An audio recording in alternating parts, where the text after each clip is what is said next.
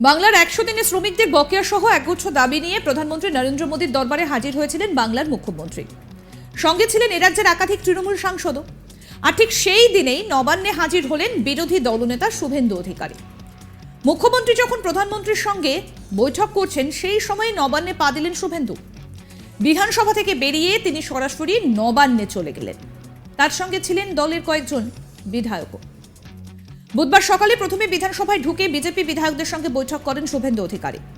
তারপর শঙ্কর ঘোষ, চন্দনা বাউরি এবং বেশ কয়েকজন বিজেপি বিধায়ককে সঙ্গে নিয়ে নবান্নে হাজির হন বিরোধী দলনেতা।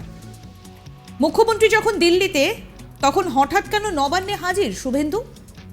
তা নিয়ে কৌতূহল তৈরি হয়ে গিয়েছে রাজ্যের প্রশাসনিক হেডকোয়ার্টারে। নবান্নের বাইরে বাড়তি পুলিশ মোতায়েন করা হয়। কেন্দ্রের টাকা নয়ছয় হচ্ছে এরকম অভিযোগ এদিন সকালেই করেছিলেন শুভেন্দু।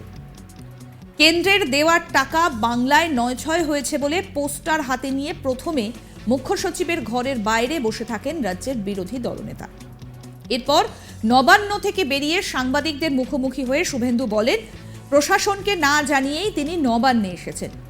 রাজ্যবাসীকে রাজ্য সরকার বঞ্চিত করছে, কেন্দ্রীয় অর্থ নয়ছয় করা হচ্ছে।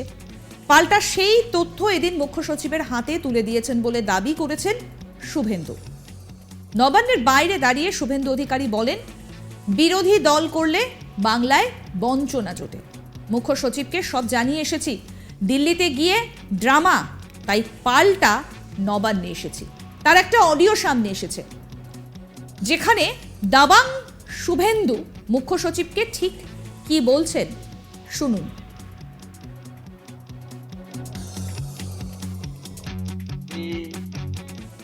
আমরা আপনাকে হাফ এন আওয়ার আগে আপনার সেক্রেটারি আমরা আপনাকে হাফ এন আওয়ার আগে আপনার পিএকে জানিয়েছিলাম। আপনার পিএ অ্যালাও করেনি, রিজেক্টও করেনি। তো আমরা ওয়েট না করে এখানে এসেছি। আমি শুভেন্দু অধিকারী, বিরোধী দলনেতা। আমার সাথে 3 জন এমএলএ রয়েছেন, ডক্টর শঙ্কর ঘোষ, বিশাল লামা এবং শ্রীমতী চন্দনা বাউরি। আমাদের এখানে আসার উদ্দেশ্য হচ্ছে, মাননীয় মুখ্যমন্ত্রী এই রাজ্য থেকে নির্বাচিত লোকসভা রাজ্যসভার কয়েকজন সাংসদকে নিয়ে সম্মানীয় প্রধানমন্ত্রীর সঙ্গে মিট করতে গেছেন রাজ্যের কিছু আর্থিক বঞ্চনার বিষয়ে ডিমান্ড নিয়ে। এটা ফেডারেল স্ট্রাকচারে এটা নিয়ে আমার কোনো বক্তব্য নেই, কিন্তু সাথে সাথে উনার নিজের রাজ্যে এখানে জনগণকে বঞ্চিত করা হচ্ছে কেন্দ্রীয় স্কিম থেকে। 1, প্রধানমন্ত্রী ফসল বীমা যোজনা, এবং 2, আয়ুষ্মান ভারত, এবং আরও অনেক কিছু থেকে থাকতে পারে। এখনো পর্যন্ত বিশ্বকর্মা যোজনায় আমাদের রাজ্যে আপনারা উদ্যোগ গ্রহণ করেননি।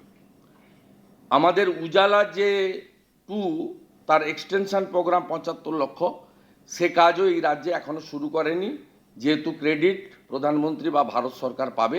এই বিষয়ে আমাদের অভিযোগ আপনার কাছে রেখে গেলাম। সেকেন্ড ডিমান্ড হচ্ছে, আমরা রাজনৈতিক কর্মসূচিতে যেতে চাই না, ইন্টারেস্টেড নই, কিন্তু সরকারি পয়সায় প্রশাসনিক কর্মসূচিতে বিজেপি সাংসদ, বিধায়ক, নির্বাচিত পঞ্চায়েত বা পৌরসভার যে প্রতিনিধি রয়েছেন তাদেরকে কোথাও যুক্ত করা হয় না। সম্প্রতি আপনি নিজে উপস্থিত ছিলেন, আপনার সমস্ত গুরুত্বপূর্ণ প্রিন্সিপাল সেক্রেটারিরা ছিল। উত্তরবঙ্গে 4টি সরকারি খরচে পাবলিক ডিস্ট্রিবিউশন প্রোগ্রাম হয়েছে ট্যাক্স পেয়ারের টাকায়, এবং সরকারের স্কিমগুলো, সেন্ট্রাল এবং স্টেটের স্কিমগুলোতে আপনারা বেনিফিশিয়ারিদের বেনিফিট দিয়েছেন in front of public, in front of media. Kurseong, Alipurduar, Banarhat, শিলিগুড়ির কাঞ্চনজঙ্ঘা স্টেডিয়াম, সেখানে আমাদের দার্জিলিং, জলপাইগুড়ি, আলিপুরদুয়ার এবং দার্জিলিং প্লেন এলাকার কোনো বিধায়ক, সাংসদ তারা আমন্ত্রণ পায়নি।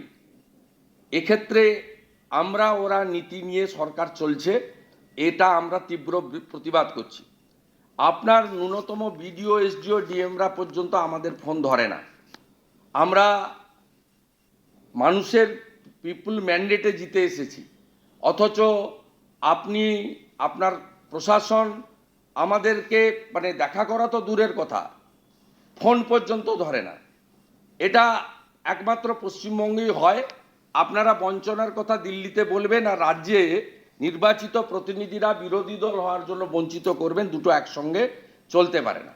থার্ড পয়েন্ট, বিজেপিকে ভোট দেওয়ার কারণে বা বিরোধীদের ভোট দেওয়ার কারণে শৌচালয়, আবাস যোজনা, নানা ধরনের কৃষক বন্ধু, পিএম কিষাণ সম্মান নিধি, বার্ধক্য ভাতা, বিধবা ভাতা, একজন সাংসদ, মেয়র সাংসদ, তিনি বলছেন তার এলাকায় 1 জানুয়ারি 70,000 জনকে বার্ধক্য ভাতা তিনি দেবেন, টাকা ঢোকাবেন 1 জানুয়ারি। বাকি 41 জন সাংসদ বা বিধায়কদের তাহলে কি রোল? একটা সাংসদের কি কোনো ক্ষমতা আছে যে কিয়স্ক তৈরি করে বার্ধক্য ভাতার নাম নথিভুক্ত করো? একই রাজ্যে আমরা, ওরা এবং দুরকম নীতি, এর আমরা প্রতিবাদ করে গেলাম। সরকার নির্বাচিত হয় ভোটের দ্বারা, ভোটের সময় রাজনীতি হয়, সেই কারণে এমসিসি থাকে। সারা বছর for the people, by the people চলুন, স্বচ্ছতার সঙ্গে চলুন এবং জনপ্রতিনিধিদের অন্য রাজ্যের মতো কালারের ঊর্ধ্বে উঠে জনপ্রতিনিধি হিসেবে ট্রিট করুন এবং প্রকৃত বেনিফিশিয়ারিরা রাজ্য কেন্দ্রের স্কিমগুলোর বেনিফিট পাক। আমি leader of opposition belonging to BJP, 2,28,00,000 লোকের ম্যান্ডেট পেয়েছি। In front of chief secretary mister Harikishan দ্বিবেদী, সিনিয়র আইএস, আমি স্টেট গভর্নমেন্টকে এই বিষয়ে আমার দাবি রেখে গেলাম আমার 3 জন কলিগকে নিয়ে। আমি আশা করব মুখ্য সচিব তার ব্যুরোক্রেসিকে তিনি কারেকশন করাবেন এবং সঠিক রাস্তায় হাঁটাবেন। দাদা একটা কথা, আপনি আমাকে একটা রিপ্লাই দেন। শুনলেন তো, শুভেন্দু অধিকারী অডিওতে পরিষ্কার বলছেন যে এ রাজ্যের সরকার অনেক কেন্দ্রীয় প্রকল্প শুরু করেননি, কারণ তার ক্রেডিট প্রধানমন্ত্রী পাবেন। তাই তিনি সাফ জানিয়ে দেন যে তারা কোনো রাজনৈতিক কর্মসূচিতে যেতে একেবারেই রাজি নন। সরকারি পয়সার প্রশাসনিক কর্মসূচিতে বিজেপি সাংসদ, বিধায়ক, পঞ্চায়েত প্রতিনিধিদের কোথাও ডাকা হয় না। আপনার প্রশাসন আমাদের ফোন পর্যন্ত ধরেন না। আপনারা বঞ্চনার কথা দিল্লিতে বলবেন আর নির্বাচিত প্রতিনিধিরা বিরোধী দল হবার জন্য বঞ্চিত করবেন, দুটো একসঙ্গে চলতে পারে না। শুভেন্দু অধিকারীর এই বক্তব্য আপনাদেরকে শোনালাম। অর্থাৎ একদিকে যখন রাজ্যের মুখ্যমন্ত্রী মমতা বন্দ্যোপাধ্যায় রাজ্যের দাবি দাওয়া নিয়ে প্রধানমন্ত্রীর সঙ্গে বৈঠক করছেন, তখন অন্যদিকে রাজ্যের বিরোধী দলনেতা শুভেন্দু অধিকারী তিনি পৌঁছে গেলেন একেবারে নবান্নে। বাংলার 100 দিনের শ্রমিকদের বকেয়া সহ একগুচ্ছ দাবি নিয়ে প্রধানমন্ত্রী নরেন্দ্র মোদীর দরবারে হাজির হয়েছিলেন বাংলার মুখ্যমন্ত্রী, সঙ্গে ছিলেন এরাজ্যের একাধিক তৃণমূল সাংসদ। আর ঠিক সেই দিনেই নবান্নে হাজির হলেন বিরোধী দলনেতা শুভেন্দু অধিকারী। মুখ্যমন্ত্রী যখন প্রধানমন্ত্রীর সঙ্গে বৈঠক করছেন সেই সময় নবান্নে শুভেন্দু অধিকারী। আরও আপডেট পেতে আজ তাক বাংলার ইউটিউব চ্যানেল সাবস্ক্রাইব করুন, নোটিফিকেশন পেতে বেল বাটন অপশন প্রেস করুন। এই ভিডিও সম্পর্কে আপনাদের মতামত জানান, কমেন্ট করুন, শেয়ার করুন, হোয়াটসঅ্যাপে ফলো করুন আজ তাক বাংলা।